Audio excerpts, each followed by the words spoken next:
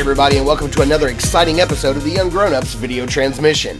I'm your host Mark, and today we're going to be taking a look at a personal holy grail figure for the year of 2014 for me, and that is the Hot Toys MMS 200 Superman Man of Steel action figure. Now, of course, this is the Superman figure from the Man of Steel movie, and this is the second figure released in this line. Of course, we've already gotten Jor-El, and we know that sometime probably in April, at least that's the date slated right now, we're going to be getting General Zod.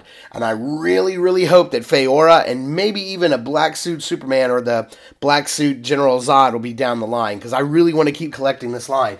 I haven't picked up Jor-El yet, and I don't plan on it. I'm not a fan of that particular suit for Jor-El. I would have preferred Jor-El in his Kryptonian armor in the scene where he fought General Zod at the beginning. Had that been the Jor-El figure released, I would have had that figure already. So maybe we'll be getting that figure down the line. I'm not sure. But what a way to top off 200 Hot Toys figures, movie masterpiece series figures, then with the Man of Steel himself. So right here on the front of the box, you can see there's some raised lettering down here on the bottom. It's sort of raised up. It's got a spot varnish on it. There's a spot varnish on the Man of Steel Superman insignia right here. You can actually feel that texture. They've actually got the texture on the S shield, and I don't know, you can almost hear that. And then the rest of this is just a smooth cardboard, but this is a spot varnish here and with the logo here. Flipping around on the side, you can barely make out the S that's right here because it's just another spot varnish. You've got your all of your credits and all the warnings and everything there on the side, on the back, and then they repeat that texture again here on the top.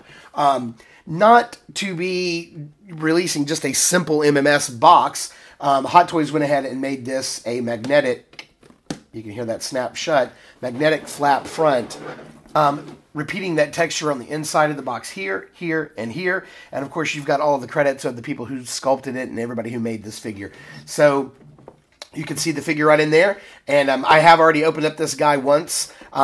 So his cape doesn't actually come in the same tray with him. It is connected, but there's a slit and it slides down behind him. So the cape doesn't actually show through like that when you get this. But I have already opened it, checked him out, make sure he was okay, no broken parts, everything's working right, and then put him back in for this review. So just know that when you get him, be very careful pulling him out of the case for the very first time because the cape is back behind the plastic. So let's get this guy cracked open and take a closer look at Superman, the Man of Steel.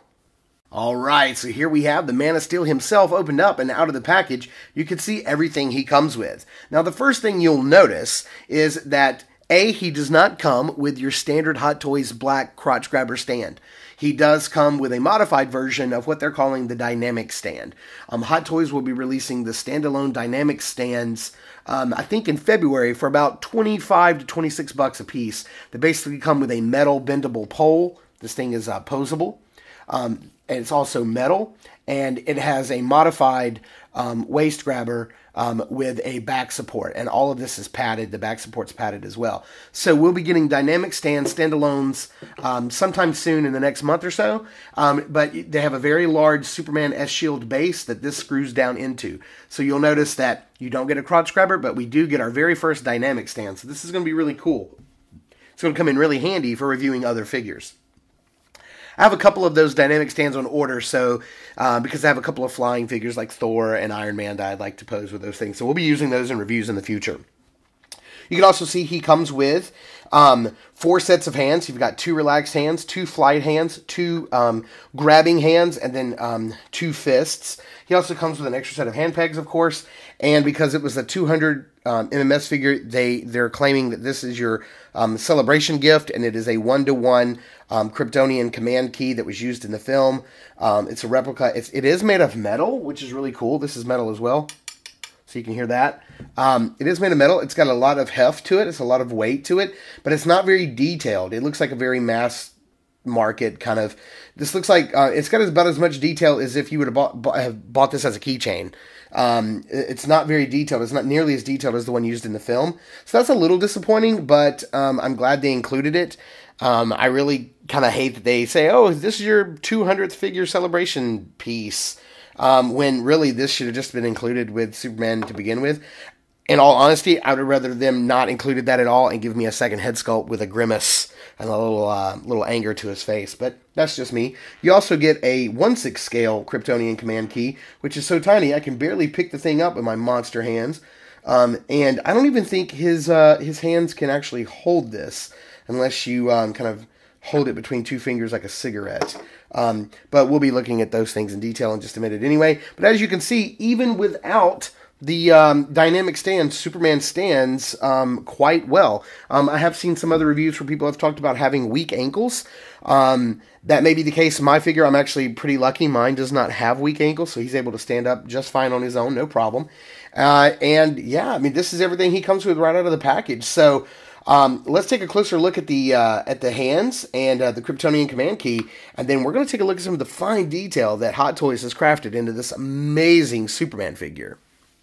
Okay, so zooming in here on all of the accessories that he comes with, you can see all the fine detail that is worked into the base. You know, I used to think that this pattern was a very intricate pattern, but it's actually pretty simple in its design. It's just two semicircles stacked on top of each other like the midsection of an hourglass with a little cross in between each one. So, you know, a couple simple shapes, you know, stepped and repeated many times becomes pretty intricate and pretty detailed. You know, the hands are, I know they're showing up really bright because there's a lot of sunlight coming in this morning on this figure, but the hands are really tan and they're extremely veiny. I know that you're not going to be able to pick this up on screen. Maybe I'll have to zoom in a little bit, but each one of the hands has a very complex and detailed vein system on the back of the hands. More veins than I've seen in a lot of Hot Toys hands. So let me zoom in here. I hate doing this on camera. There. Here we go. Okay, so zooming in here, you can see some of the vein work done on the hands, on the back of the hand there. And the you can see that it's a little more tan. It's a lot tanner than my pale skin. So looking at that, you can see the vein work there on the back of these hands. It's quite nice, and this is carried throughout even the relaxed hands. So even the normal relaxed hands that Hot Toys always throws in that we never seem to use gets the Man of Steel treatment. Let me show you the fist here. You can see lots of nice detail. So I think they give us a fair complement of adequate Superman hands. I couldn't really think of any other versions of the hands I would want. And as you can see here on the Kryptonian key, you can see what I'm talking about. Not a lot of detail at all on this key. But it is one solid piece. It does have a very nice S symbol. And, if nothing else, it makes for a nice little conversation piece if it's on your desk or something, either at home or at work, or maybe your collection shelf somewhere. And I know you're not going to be able to see any of the detail on this thing, but maybe we can get the light to hit it just a little bit. You can see. But it does have, as tiny as it is, it does have a tiny little S on it. And I don't even know if you can make that out, but a tiny little S. Anyway, so enough about the accessories. Let's take a closer look at the Man of Steel himself. Okay, so we're going to start off with this fantastic head sculpt. Now, I have to admit, when I first started seeing the reviews and final pictures of this guy, I was a little disappointed in the head sculpt. Not because I didn't think it didn't look like Henry Cavill. I thought it was spot on in every picture that I've seen. And now that I have him in hand, I further believe that it is spot on. It is 100% Henry Cavill. I don't think there is any flaws or mistakes made here or any kind of concessions made. This is Henry Cavill. It looks fantastic. They've done a fantastic job, not only with the head sculpt and the face, but also with the hair. The hair is fantastic. But my disappointment came in the fact that the in-hand reviews that I was seeing on YouTube, the head sculpt didn't seem to be as detailed or as nicely painted as the prototype figures. But I can tell you that may have just been lighting or camera work or whatever on the part of the reviewers, because This head sculpt is as finely detailed and as finely painted as the original prototype figures that we saw. It is fantastic.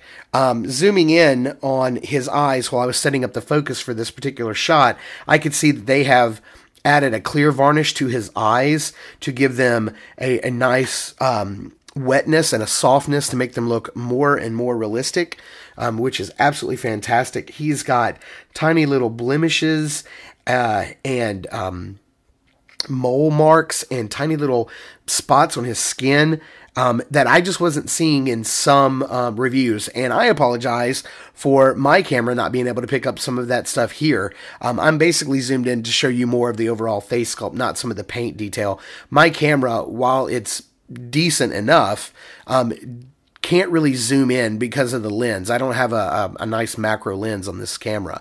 It's a standard lens, so I'm able to get any closer really than this right here without it blurring out.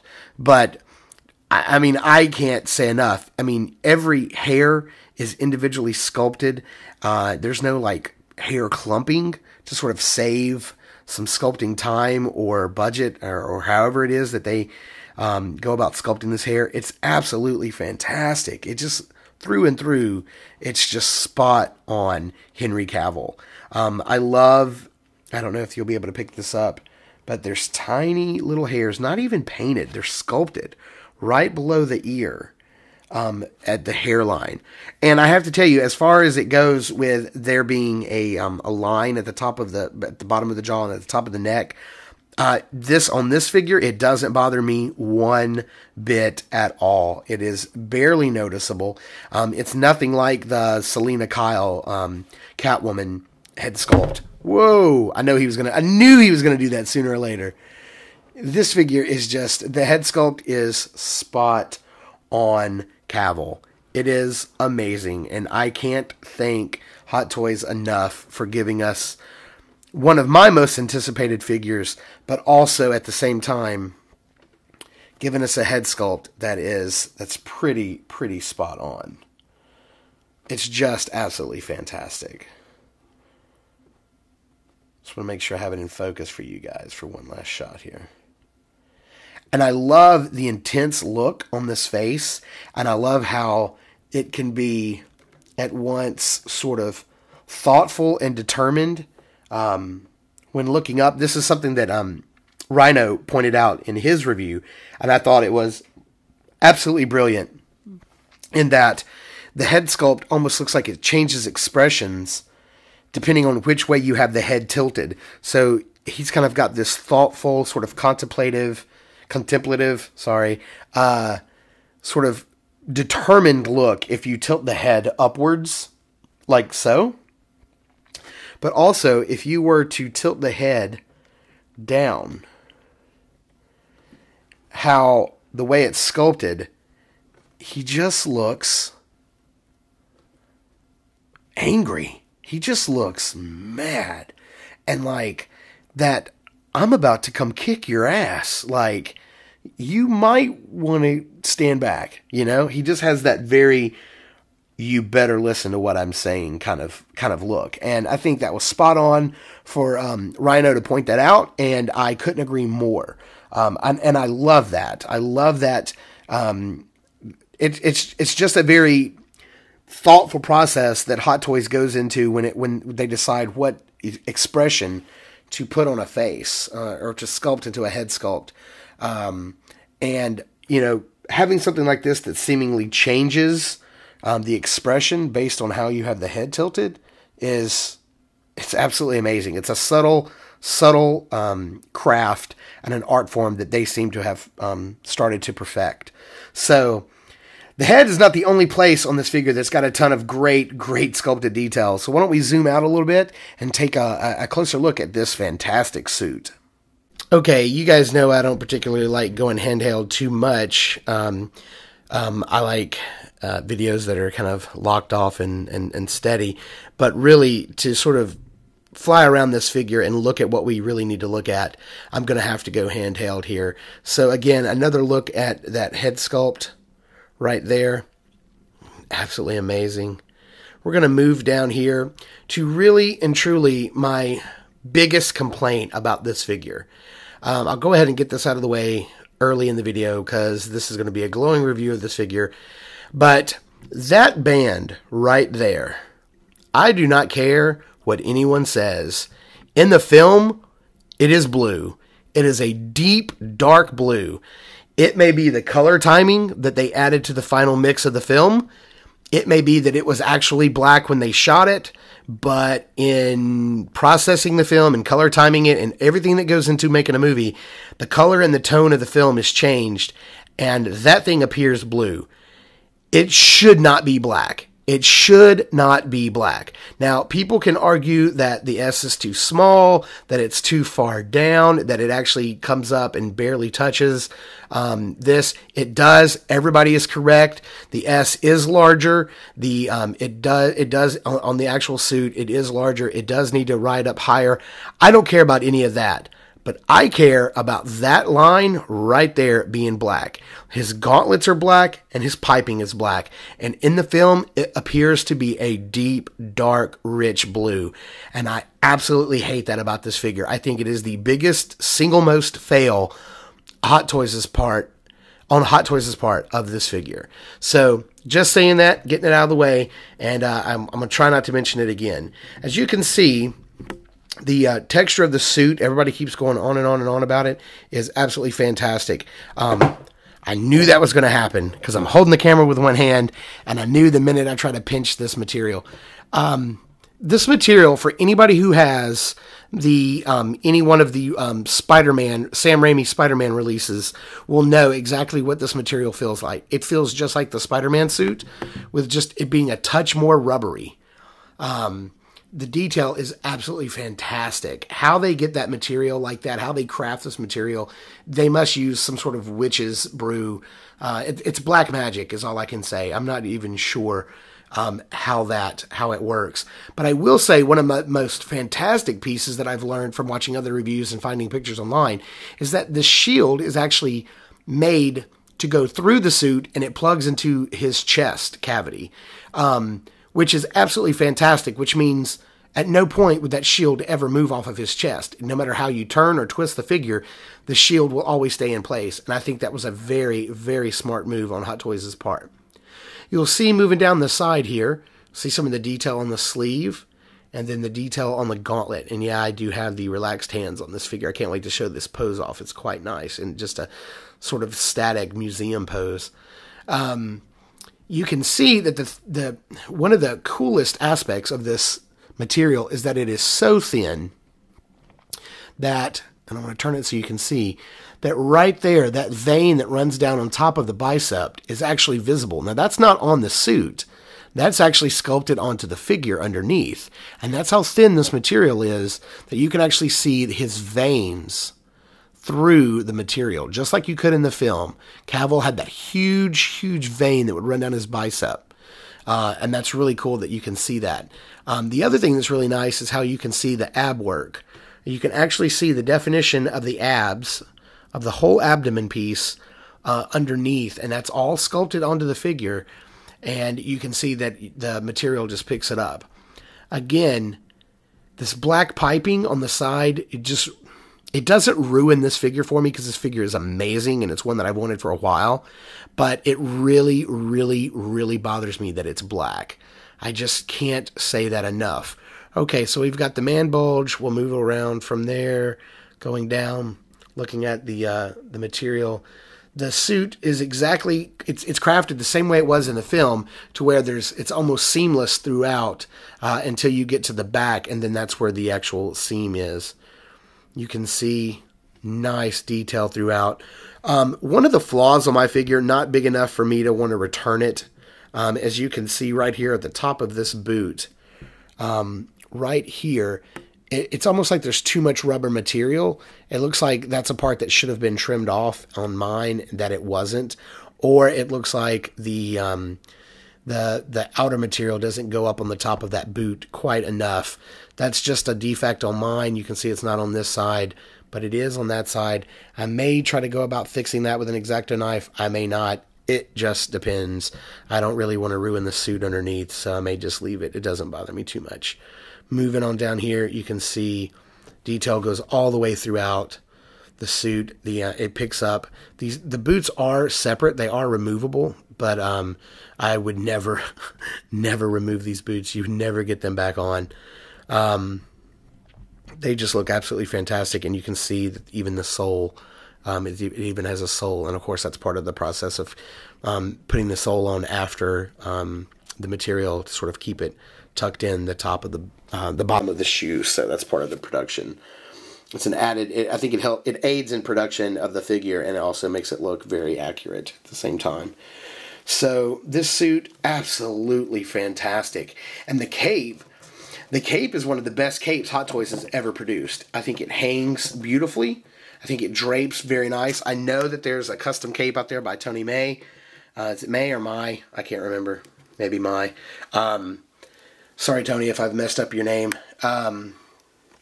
But I know he's got some custom capes out there. This one looks really good. I'm really, really happy with it. I may pick up one of Tony's capes. I'm not sure yet. There's some nice folded pleats here coming off the back of the top of the cape. It's a very soft cape. The inside feels like a satiny material. It's very, very light cape. I'm actually glad it doesn't have any wiring, because I would rather it drape and hang than give me those few dynamic poses you can get with a cape. Oh my gosh, this thing keeps falling. One of the things I want to do is I want to pull the cape up over the back of the front of the figure so I can show off this right here.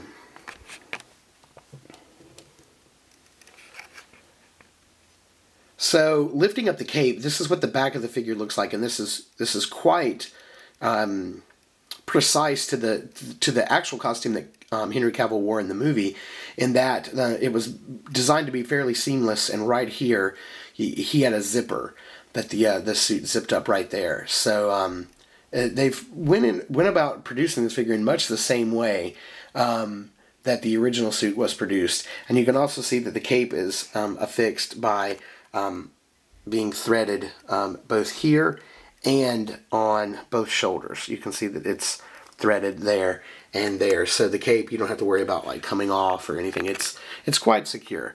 Very, very nice cape. I really like it. It's probably one of the better capes that Hot Toys has ever produced. So why don't we zoom out, take a quick look at the articulation before we get into posing this guy, because I know that's why everybody is here, so we can get this thing posed. Okay, so as you can see, we've got him in just like a pretty standard, static, standing still kind of, can I say any more words that start with S? Sort of a museum pose. This is, I'm trying my best to mimic the way that Henry Cavill stood in the film most of the time. He stood a lot of times, feet together, arms spread apart, hands relaxed for the most part when he was just standing around, head tilted down slightly, because he's kind of a tall bloke, so he kind of looks down on everybody. Chest kind of puffed up, and I'm pretty sure that's what it's like wearing that suit. You're probably, I'd imagine if I had that suit on, I'd probably stand like that. But we're going to take a look at the articulation, and one of the things that was really important to me when I did this review was that I review it early in the morning. So I am taking some time and reviewing this first thing in the morning, because if you guys have seen any of the reviews by a YouTuber named Denobi2, this guy is fantastic. Check out his reviews. They're absolutely fantastic. He's got probably one of the best camera setups, camera rigs. So his videos are they're ultra high def. They look fantastic. But he reviewed his figure, his Man of Steel figure, out in his garden during bright sunlight. And one of the points he made was that the bright, actual sunlight plays on this figure, on the suit, drastically. It just makes it look so much more realistic, and it just plays beautifully.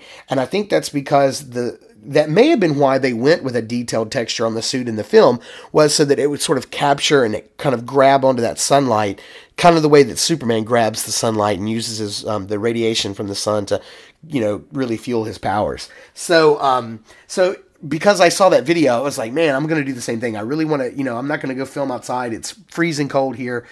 Even though we're in Florida, it's still freezing cold right now in January, and I'm not going to go review this guy outside. So I have a pretty bright area in which I review figures, so it was important to get a lot of morning sun. So that's why we're doing this, and it's so bright. But kind of going over the articulation, and I'm going to hang on to him because I still don't have him on. As you can see, I still don't use that. Haven't used that dynamic stand yet. I won't use that until we get ready to start posing him. But you've got a nice range of motion here on the head, which is extremely important with a flying character. You can see that you can bend his head back quite a ways. So when you go into some flying poses, man, even that's a fantastic pose, isn't it? Good God, this is a fantastic figure. So his head tilts back pretty good ways, and it also tilts down. So when you've got him up on the stand real high, looking down, he looks fantastic. Very, very nice arm articulation. I'm just going to move these out of the way for right now. And that way I can show you some of the that torso movement. He can bend downwards, and he can really lean back pretty far. That torso just kind of sinks down into the lower body and the upper body, that abdomen area, and gives you a very, very nice crunch on this guy. As far as the arms go, you've got double jointed elbows, which is fantastic. The standard single ball joint at the wrist. You've got the upper bicep movement, and you've got the upper shoulder movement, and no weak shoulders here. Now, this is one of the really cool things about this figure, is that you just have to be careful with the material. You really have to be careful with this material because the suit is super thin. It is super, super thin. So you do have to work it a little bit. You have to keep it from bunching and keep it from tightening up on you, because you don't want to bust any seams. And there are one big major seam right here around the chest and under the arm. But all you got to do is just work that material, work it, and you can get his arm all the way above his head. Now, I've seen some reviews where the people didn't want to try this move, but the suit is a very forgiving suit. You do have to work it, though, so that it doesn't tear that seam, but it's a pretty forgiving suit, and they did make sure that you can get both arms above the head. What Superman figure is not, what Superman figure is worth his salt without being able to lift that arm up above the head? So kudos to Hot Toys for making that happen on this figure. And then all you have to do, put the arm down and just adjust the suit, and it just goes right on back. It looks absolutely perfect. So moving down to the thigh, you do have your upper thigh movement right there, and you can go forward a pretty good amount on that leg, and you can go back a little bit further. But again, the suit going back is going to hinder both at the back and on the front. It kind of keeps it from going much further than that. You do have double jointed knees. This is the only part of the suit that bothers me. Right here, when you bend that knee into that double knee bend, that stretch is amazing. Look how much stretch you're getting out of that suit. And then it just goes right on back. Man, that suit, it just feels like it's going to rip right open, or you would think it would, but no, it's not. That suit is very, very forgiving. And then going down to the foot, you can see you've got quite, again, this is something like putting the arms above the head. A Superman figure is just not a Superman figure if you can't bend those feet down, keep him in a hover pose. So you can go down, and then you can even go up. So it's really, really nice articulation. So, I mean, I just can't say enough. I think this is a testament to both the articulation of the buck underneath and the and the suit, for it to be able to get in all of these amazing poses and accommodate all these articulation points.